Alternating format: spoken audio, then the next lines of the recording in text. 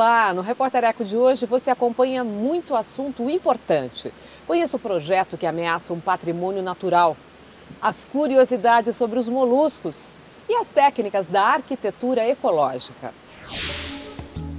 Casas erguidas em paredes de barro, reaproveitamento de materiais e menor desperdício fazem parte da bioconstrução. Os cientistas fazem novas descobertas sobre esses seres vivos encontrados no mar, na água doce ou na terra. E a Unesco alerta que a construção de hidrelétrica e a proposta polêmica de reabertura de uma estrada antiga colocam em risco a preservação do Parque do Iguaçu, no Paraná.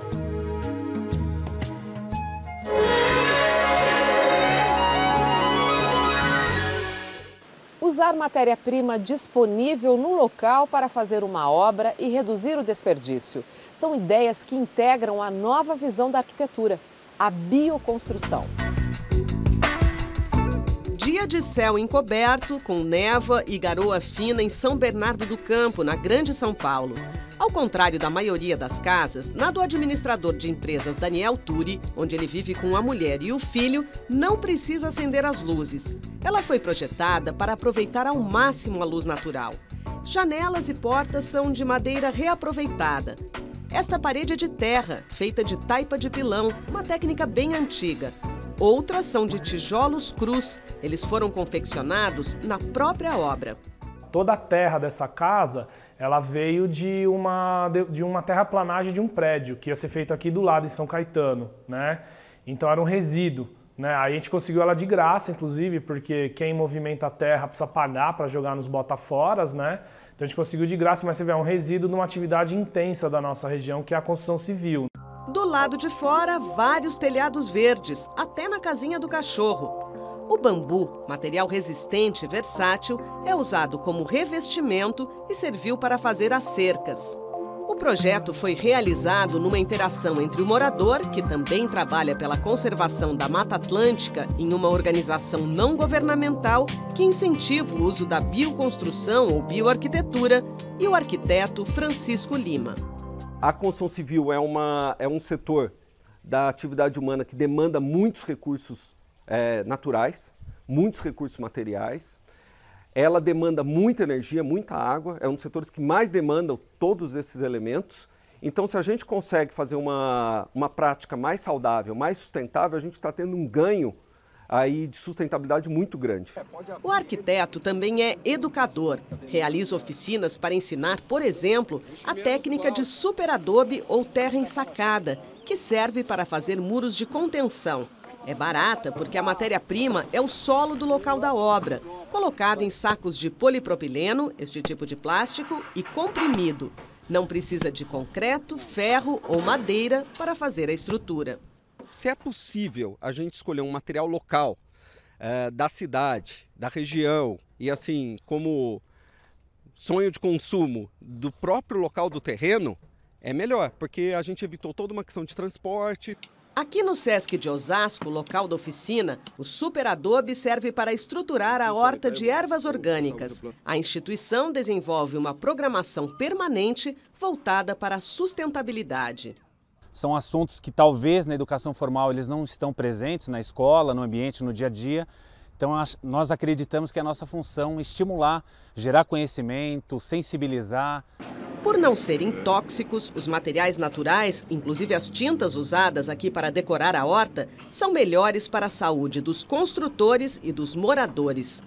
Os participantes da oficina ficaram entusiasmados. Não precisa ser arquiteto ou engenheiro para aprender as técnicas de construção. A ideia é construir minha casa, poder construir minha casa com as técnicas de construção de terra, né?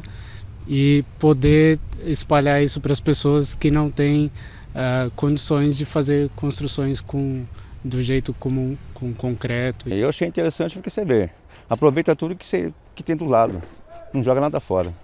Até os capins você vê, depois os caras põem embaixo para poder fazer e apodrecer e no fim vai servir como adubo para as hortas. Aí. Muita gente traz um conhecimento que estava escondido, estava na gaveta, fala assim, meu avô fazia desse jeito. Em obra mesmo, em processo de capacitação da mão de obra, o pedreiro traz aquela coisa que ele achava que não ia usar nunca mais, às vezes tinha até vergonha, na roça a gente fazia desse jeito. E daí a gente olha aquilo com um olhar de curiosidade e assim, todo animado, e eles também se animam em trazer esse conhecimento. Não, a gente misturava com aquilo e fazia desse jeito, e ele revaloriza isso, ressignifica essas técnicas e vê que isso ainda tem espaço no nosso mundo.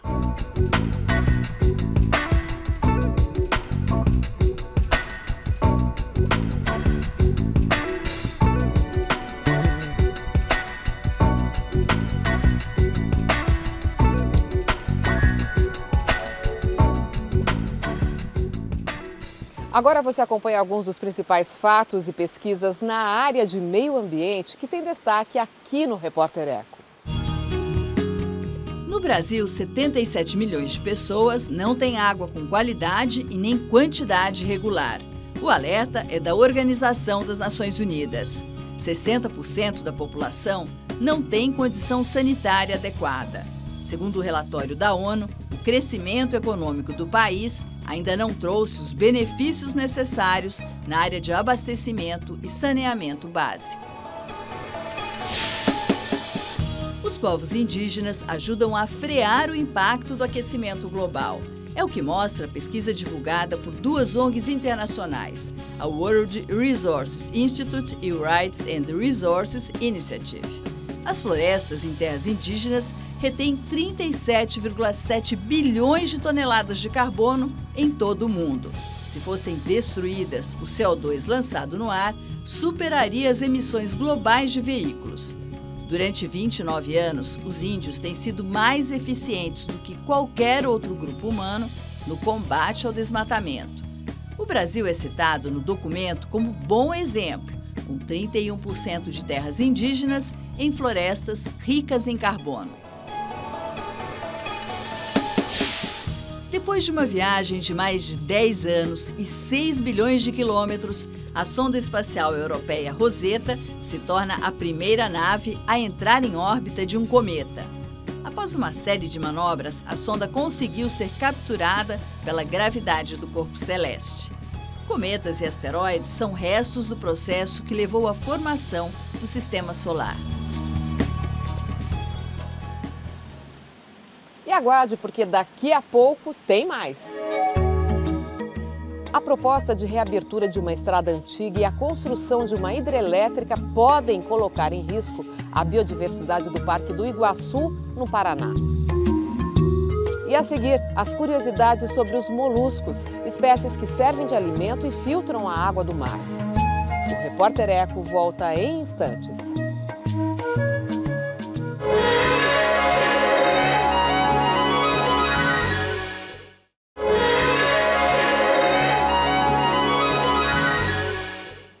Os cientistas brasileiros avançam nas pesquisas sobre um grupo de seres vivos muito importante para o equilíbrio da natureza. São os moluscos. Com ou sem conchas, eles vivem no mar, na água doce ou na terra.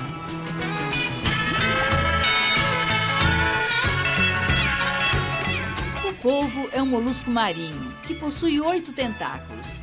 Pertence à classe cefalópoda, como a lula, que para escapar dos predadores solta uma tinta na água. São 2 moluscos que não possuem concha externa, mas grande parte da família que tem corpo mole conta com essa proteção. Os bivalves são os de 2 conchas unidas. Os gastrópodes, de uma peça única, crescem em forma de espiral. Os pesquisadores de moluscos são chamados malacólogos, como Flávio Passos, da Unicamp, Universidade de Campinas, em São Paulo. Os moluscos são um grupo de invertebrados enorme. É o segundo maior grupo de invertebrados. No ambiente marinho ele é muito rico, mas ele não ocorre só no mar, e sim também no ambiente terrestre e de água doce. A estimativa é que existem 100 mil espécies no mundo, e no Brasil já foram registradas cerca de 2.000. O Brasil tem as suas próprias espécies, as suas espécies endêmicas, e também espécies que ocorrem em outros lugares. A biologia do bicho no ambiente marinho. Como se alimentam? Vários moluscos são predadores e muitos outros são presas. Os gastrópodes, por exemplo, tem vários grupos de gastrópodes que são predadores, se alimentam de outros moluscos ou de outros invertebrados e até mesmo de alguns vertebrados. Já os bivalves, eles se alimentam principalmente filtrando a água do mar. Então, eles se alimentam de partículas que estão em suspensão. A degradação do meio ambiente marinho e a poluição têm reduzido a população de moluscos. Muitas espécies fazem parte da alimentação humana, o que levou a uma redução drástica das populações e correm risco, como as trombos goliates. Muita gente também se alimenta da parte mole desse animal. Como tem um valor, como tem uma beleza muito grande, é um animal que está bastante ameaçado também. Pesquisas recentes trazem à tona informações novas sobre moluscos microscópicos, encontrados em águas profundas do oceano. Este que está sendo estudado tem cerca de 2 milímetros. Essas foram encontradas em mais ou menos 100 a 200 metros de profundidade entre o Rio de Janeiro e o Espírito Santo. Ou seja, nós talvez tenhamos 1.000 espécies, 2.000 espécies, que provavelmente ficam entre os grãos de areia, enterrados no sedimento, ou seja, são os microbivalves. É uma fauna totalmente nova e diversa. Curiosidades. Certos moluscos guardam joias. Uma espécie de ostra produz pérolas.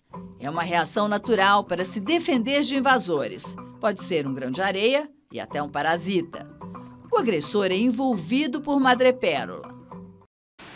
Quem acha que não tem problema pegar conchinha na praia deve pensar 2 vezes, avisa o professor Flávio. A matéria-prima com que as conchas são feitas faz parte do ciclo de vida dos moluscos e é reaproveitada na natureza. As conchas elas são formadas de carbonato de cálcio. Carbonato de cálcio esse que quando o molusco morre, ele é disponibilizado, é dissolvido na água e é disponibilizado para outros animais que possuem um esqueleto calcário. Outros moluscos, esponjas, quinidários, corais, vão utilizar desse carbonato de cálcio para fazer seus próprios corpos. Daí a concha de um molusco ser muito importante e fazer parte do ambiente. Por isso a gente não deve coletar, pegar muitas conchas.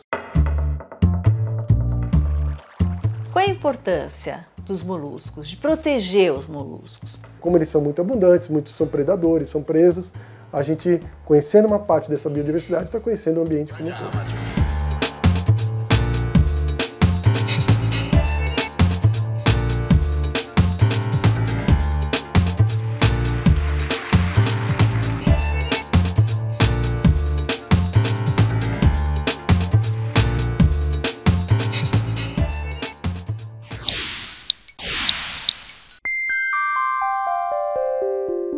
Estão a cada dia mais intensos os estudos e programas para viabilizar viagens de seres humanos a outros astros fora da Terra e talvez mesmo até viabilizar, criar condições para a vida de seres humanos fora do nosso planeta. A NASA dos Estados Unidos, por exemplo, já adaptou uma planta para crescer em laboratório espacial com iluminação, nutrientes, temperatura e carbono controlados. Astronautas poderão levar água para as plantas. Elas serão trazidas de volta à Terra para avaliar sua segurança e teor nutritivo. Se aprovadas, no futuro poderão alimentar viajantes no espaço. Continua-se também a projetar viagens espaciais, inclusive de turistas, mas o custo de uma viagem a Marte é calculado em 500 bilhões de dólares. As tentações são grandes, pois já se descobriram 1.200 planetas fora do Sistema Solar. Só que o mais próximo está a 500 anos-luz de distância. Ainda assim, uma espaçonave lançada em 1978 será trazida de volta para ser relançada e estudar a energia dos ventos e das radiações solares.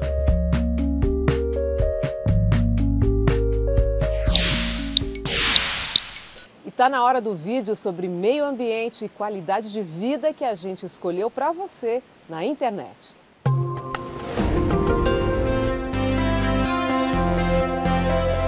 Kilauea, o vulcão mais ativo do mundo, jorra lava incandescente há mais de 31 anos. Fica no Havaí, arquipélago no meio do Oceano Pacífico. considerado o mais distante dos 50 estados norte-americanos.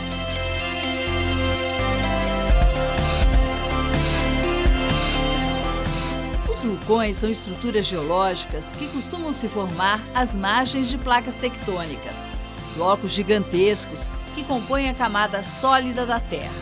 Quando essas placas se chocam, elevam as rochas e deixam crateras nas camadas inferiores do planeta.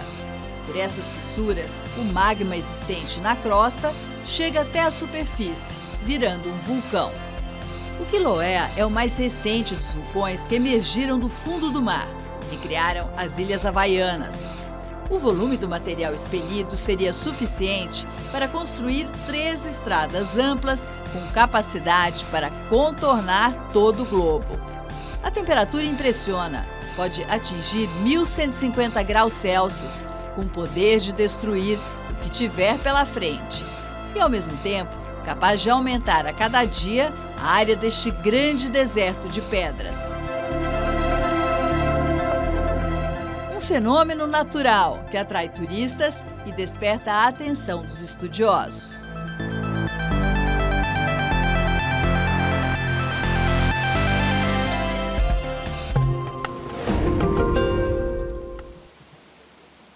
E a seguir, um patrimônio natural da humanidade ameaçado. O projeto de reabertura de uma estrada antiga pode colocar em risco o Parque do Iguaçu, no Paraná. O Repórter Eco volta logo mais.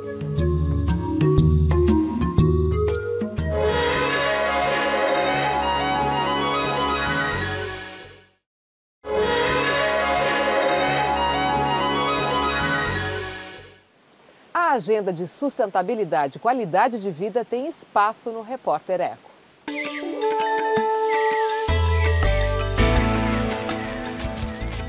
Dia 21 de agosto, a Unicamp realiza no campus da Universidade em Campinas, interior paulista, seminário sobre como enfrentar os desastres naturais.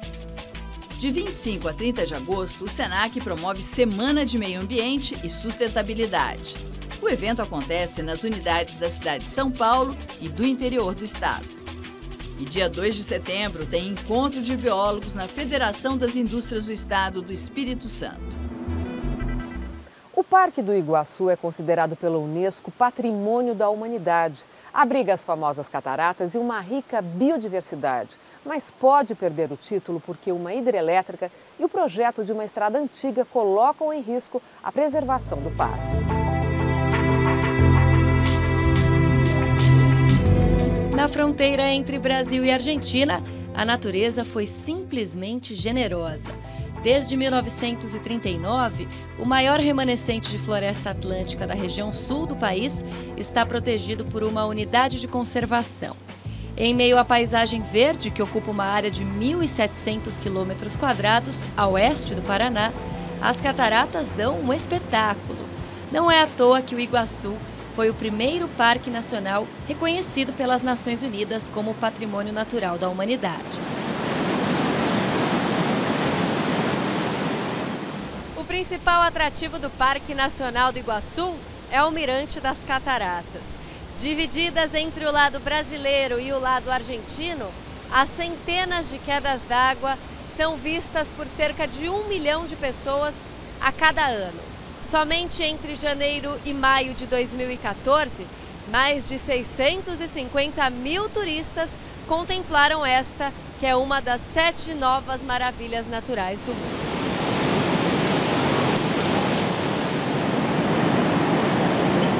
Distante da movimentação dos turistas, a Mata Fechada serve de abrigo para uma diversidade extraordinária de espécies vegetais e animais.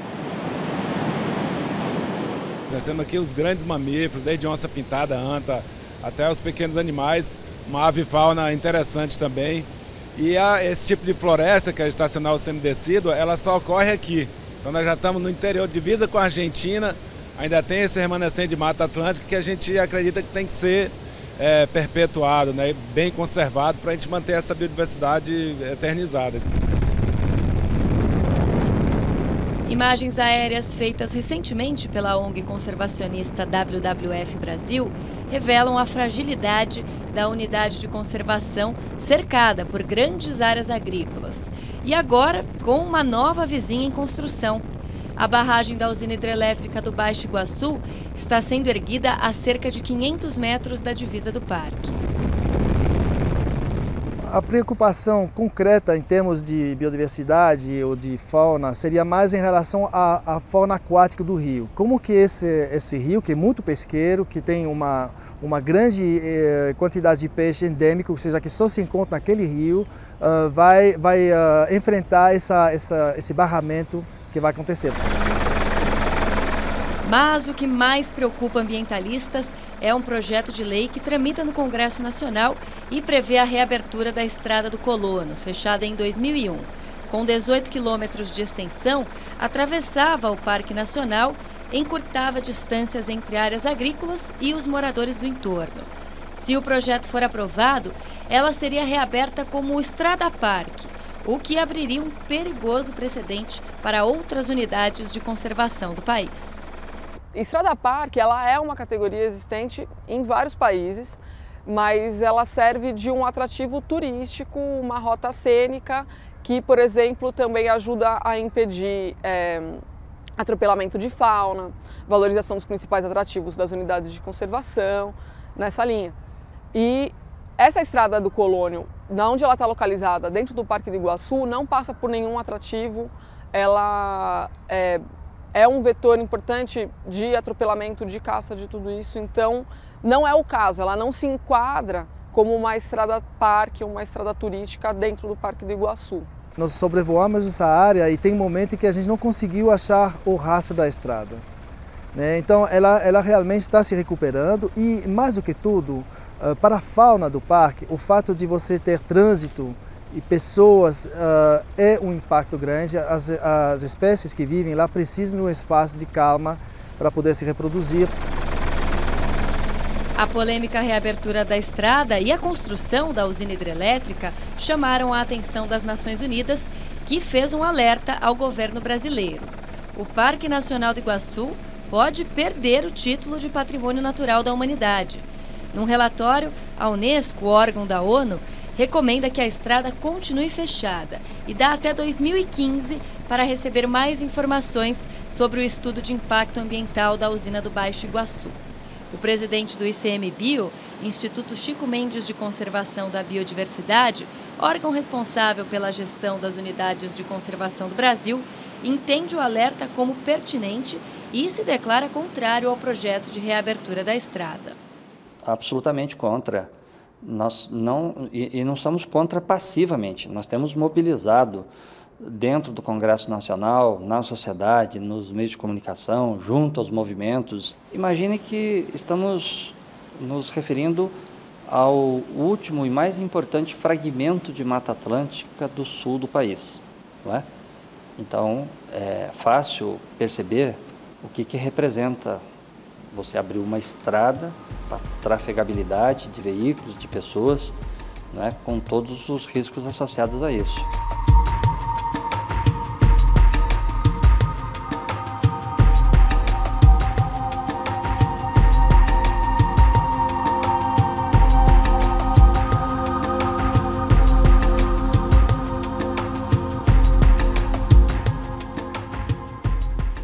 Se você quiser rever as reportagens do programa de hoje, entre no nosso site. Anote os endereços na internet.